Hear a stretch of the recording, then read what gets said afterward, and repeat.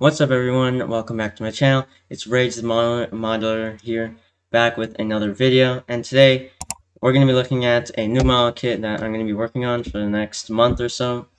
Now, quick disclaimer, there are some guys that came, like they're working on stuff on the house, so don't mind if there's any background noise that you hear. It's just workers outside. So otherwise, here is the model kit that we got. It retails for I think around like $25 in the US. So it's not a relatively expensive kit. You know, it's pretty standard, I'd say, for the price. So on the top, we have another view of what's like one of the views of the model kit, and let's see, this is the dimensions of it as well. I guess if anyone's interested in that, you can pause and look at that if you would focus. Of course, on the front, you see we got this nice artwork of two P-51 Mustangs.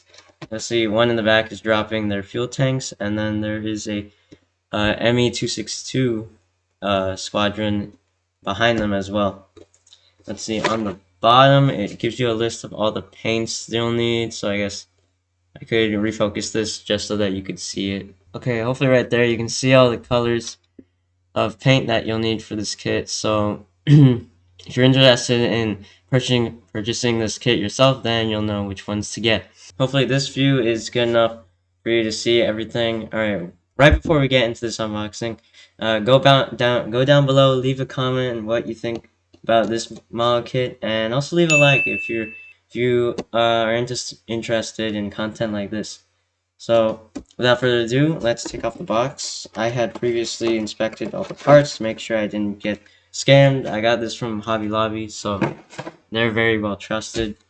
So, first thing you'll see when opening the box is the instructions, and they carefully protect the decals within them so then they don't get damaged, as well as that like piece of paper they always leave, which I do like. On the front, this is a different style of instruction manual. It doesn't have like the fun facts about it as you get in other ones. I think this might be an older kit, I suppose, but it does tell you all the colors you need right here. Tells you what all these different symbols mean as you go through the instructions, and then there's some warning, like safety guideline kind of stuff there, I think.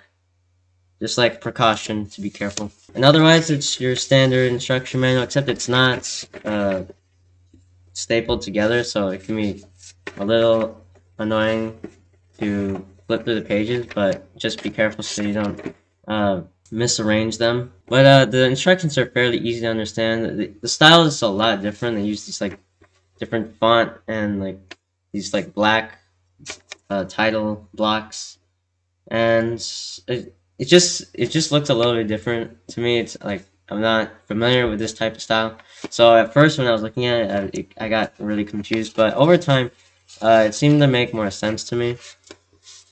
So of course we have the rest of all the instructions here. We can look through them real quick. Let's see, I'm not sure why the pilot is at the end, but it doesn't really make a difference because you're gonna put him in anyways before putting the canopy on. And then you have the decal key right there. Let's see, it's the common one. I guess these are ones that would go in either style, because there's two different schemes that are provided. And the one I'm going to be going for is the what's it called, Big Beautiful Doll, I think. It says aircraft of Colonel John D. Landers, 84th Fighter Squadron, 78th Fighter Group. I personally take more interest in this checkered scheme than this one. Just personal preference. I don't have anything against the other one. It's just how it is. But let's take a quick look at the decal sheets. I looked at them earlier, and I think they have like doubles of some of them. Because it seems like there's two of these big beautiful doll decals. So I don't know if it's supposed to go on both sides or just an extra one in case you break one. But the decal quality is fairly good. Like, it's not, I don't know if this like the best can be, but There's no like misprints or anything. Everything looks very bold and well lined up, I guess. So no complaints there. I'm happy with that. So I'm gonna set this aside for right now, and we're just gonna look at some of the parts. And I actually worked on a couple previous, like before this unboxing, just to remove some flash and stuff like that. But I think, let's see, here on this sprue, we have like the tail, we got landing gear doors. I think this is the cockpit, like bulkhead or something. So they got some really nice details, like even like on this, in this part of the cockpit, there's like some wood details, so then you know it's not metal, which is pretty interesting. And then this kit actually has two different like modes you can set it in. One for like landing, so then this panel is lifted up to show all the ammunition, or you could just glue it on and keep it closed as it normally would be. So that's the first one, and then next one we have on these sprues here we have let's see, the pilots, we got the fuel cell, extra fuel tanks, propeller, so like the underside of the nose. Let's see, landing gear parts. Let's see, exhaust pipes. I don't know why there's like two sets of exhaust pipes. I don't know if some go in the back or something. That was a little confusing. Unless this is something completely different. Maybe it's, yeah, I can't really explain. We got the machine guns here as well. So, oh yeah, we got spinner and rotor, stuff like that.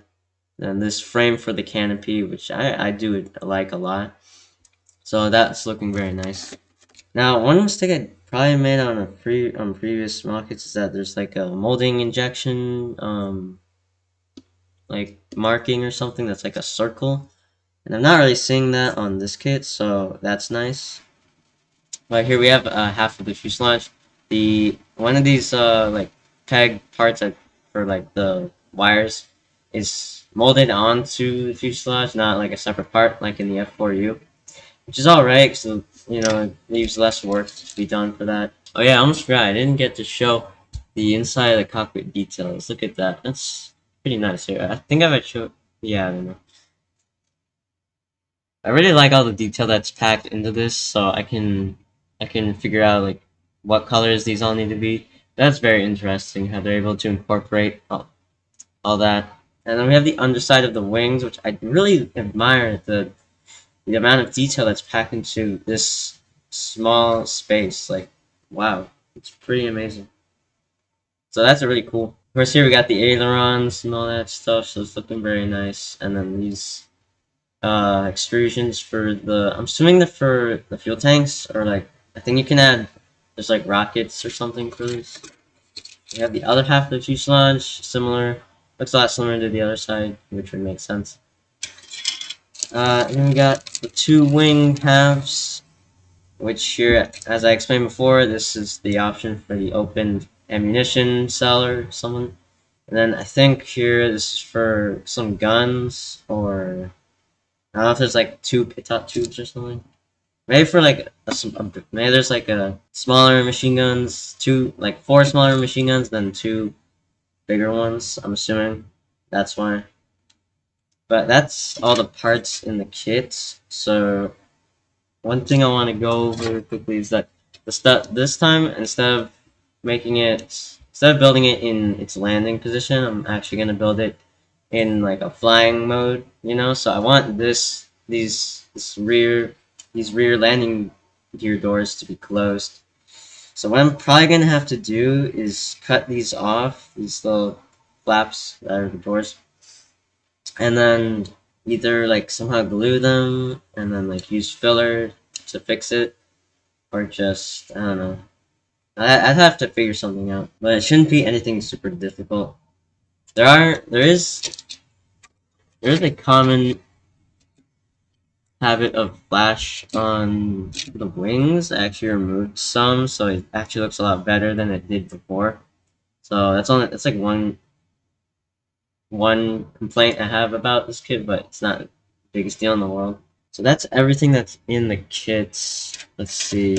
Now for this one, I don't know if I'm gonna spray paint the primer white, and then paints the gray like base coat, because that's what I've done before.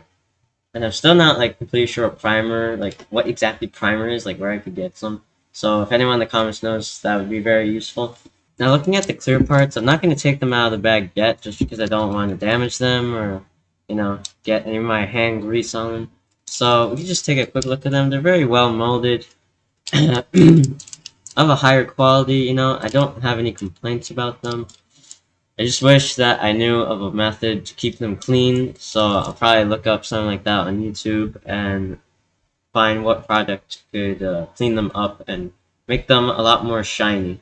And on that note, this is going to have to be the end of this quick unboxing and quick review of this P-51 Mustang 1/48 scale from Revell.